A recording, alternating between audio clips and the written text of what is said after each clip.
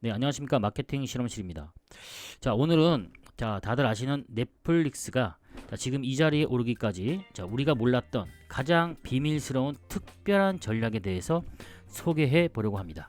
자, 이번 넷플릭스의 마케팅 사례를 통하여 우리 브랜드의 경쟁력이 무엇인지 확인해 보고 비즈니스에 어떻게 우리의 비즈니스에 어떻게 접목시켜서 이 치열한 경쟁에서 승리할 수 있을지에 대한 통찰을 얻어보시기를 바라겠습니다. 자, 그럼 들어가 보겠습니다.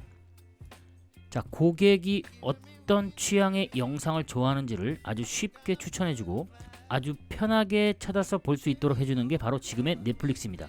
자, 그렇게 넷플릭스가 우리에게 친근한 플랫폼이 되기까지 어떤 고생을 했는지 그리고 어떤 경쟁을 했는지 알아보는 시간인데요. 여러분은 혹시 넷플릭스를 어느 날 코로나와 함께 나타난 미국의 거대한 스트리밍 서비스 회사로만 알고 계신가요?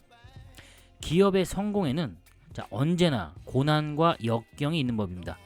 넷플릭스가 엄청난 자금들을 투자해서 파워풀한 콘텐츠의 화제작을 제작하면서 에미상 수상의 대기업으로 자리매김하기까지 어떤 과정을 겪었는지 알아보겠습니다. 자, 넷플릭스의 시작은 그저 평범한 DVD 대여점에서 시작했고 매출 또한 별 볼 일 없었다고 합니다. DVD가 뭔지도 몰랐던 넷플릭스의 창업자 헤이스팅스, 그는 DVD의 시대가 열린다는 친구의 말에 타워 레코드에서 CD를 구매해 우편 봉투에 넣고 자신의 집으로 붙여보게 됩니다. 집에 도착한 봉투 안의 CD는 과연 어땠을까요? 배달된 봉투가 아무런 이상이 없자 이거다 하면서 헤이스팅스는 그렇게 우편으로 DVD를 대여해주는 식으로 넷플릭스를 시작하게 됩니다.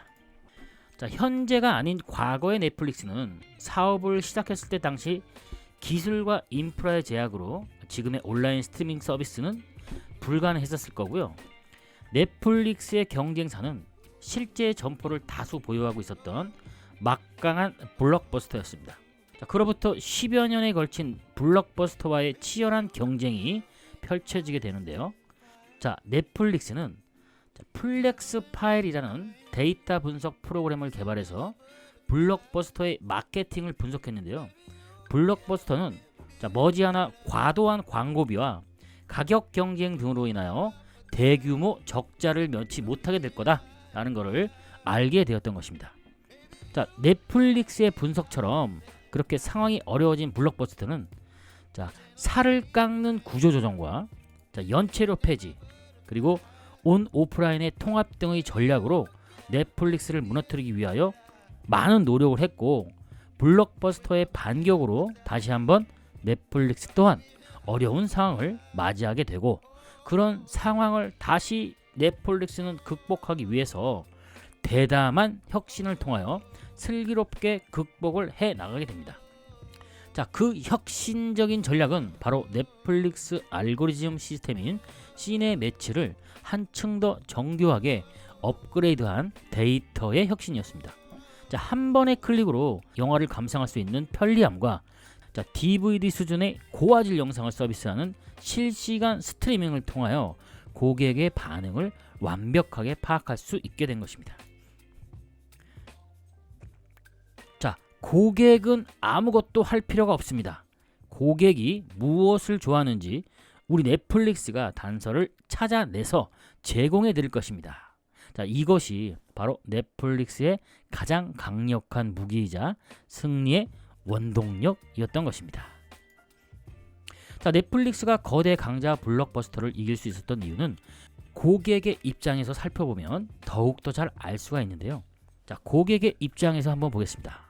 고객의 입장에서는 블록버스터의 DVD 대여점에 가면 신작도 많이 있고 화제작도 많이 진열되어 있어서 대여하는데 아주 편리했습니다. 하지만 넷플릭스의 DVD 대여점에는 신작이 거의 없었죠.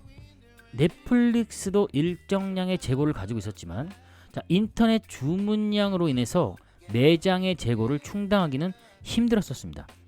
그래서 대여 순서를 기다리는 고객의 입장에서는 불만이 많이 쌓이게 마련이었죠. 자, 신작 재고를 더 늘리면 되지만 넷플릭스의 입장에서는 신작을 더 늘리게 되면 비용적인 부담이 컸기 때문에 그렇게 하기는 힘들었었습니다.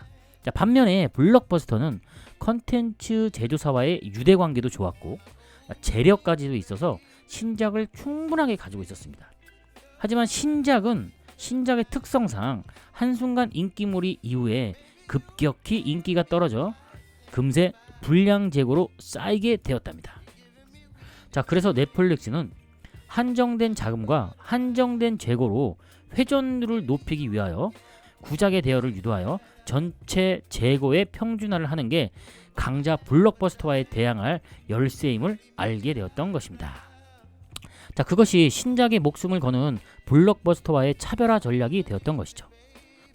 자, 고객이 어떤 영화를 어떤 순서로 보고 어느 정도의 기간 안에 반납을 하고 다음에 어떤 거를 빌리는지를 상세하게 조사하여 고객의 취향과 패턴을 파악했던 것입니다.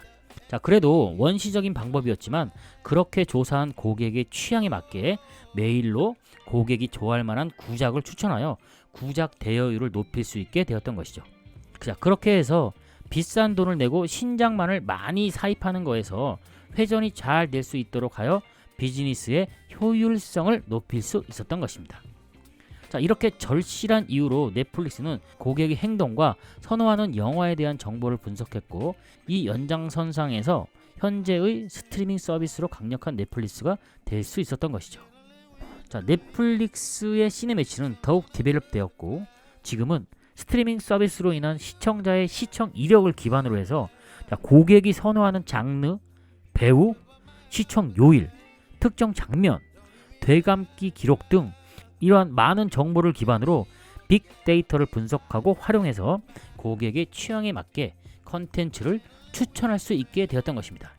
자, 알고리즘의 정확도가 높아진다면 훌륭한 브랜드가 반드시 갖춰야 할 요건, 바로 고객의 신뢰감까지 높일 수 있게 된 것입니다. 마케팅과 첨단 기술이 바로 시네매치를 탄생시켰고 이는 넷플릭스의 가장 큰 성공 비결이 되었던 것입니다. 자, 지금도 넷플릭스의 사업의 본질은 DVD 대여 시절과 다르지 않습니다.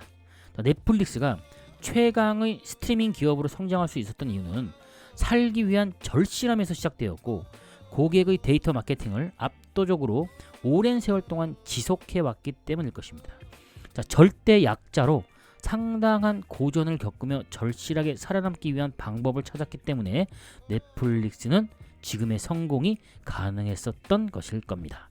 자, 어려울 때마다 거창한 비전이나 미션에 휘둘리지 않고 어려운 상황을 살아남기 위한 노력과 깊이 있는 생각이 그 상황을 이겨낼 수 있는 힘이 되었던 것입니다. 블록버스터에 대항할 방책이 고객 취향을 분석해서 구작의 주문량을 늘리고 또한 이후에 실시간 스트리밍 서비스로 인한 데이터의 분석과 그 활용이 넷플릭스 성공의 핵심적인 키였을 것입니다. 자, 여러분, 우리도 쉽게 포기하지 말고 나를 돌아보고 경쟁자를 철저하게 분석해서 나에게 가장 최선의 방법이 무엇인지 깊이 있게 고민해보고 다양하게 시도해본다면 반드시 좋은 결과가 있을 것입니다. 자, 넷플릭스 또한 역시 성공의 답을 고객에게서부터 찾았던 것을 우리는 알 수 있습니다. 플렉스 파일이라는 데이터 분석 프로그램으로 시작해서 스트리밍 서비스로 인해서 이용자가 보고 싶어하는 컨텐츠를 추천하는 시네매치까지. 자, 넷플릭스는 작품마다 분석한 특징들을 태그로 붙이는 방법을 데이터 관리의 비법으로 아직도 활용하고 있습니다. 자, 일일이 작품을 나타내는데 최적의 태그를 입력하고 붙이고 있습니다. 태그 관리 시스템과 고객 데이터 관리 그리고 고객에 대한 통찰을 알기 위해 노력하는 것이 넷플릭스를 더욱 강하게 만들어 준 것일 겁니다. 자, 고객의 인사이트를 알기 위한 우리 브랜드의 태그는 과연 어떤 것인지, 어떤 것이 되어야 하는지, 그 태그들이 모여 어떤 전략으로 거듭나야 하는지 깊은 통찰이 있으시길 바랍니다. 자, 오늘은 여러분들의 고객이 되어서 고객의 입장에서 생각해보고 행동해보고 분석해보는 시간을 가져보시기를 권해드립니다. 자, 그렇다면 분명히 보이지 않았던 해결책이 떠오르시게 될 것입니다. 자, 여러분의 성공에 날개가 되고 싶은 마케팅 실험실이었습니다. 감사합니다.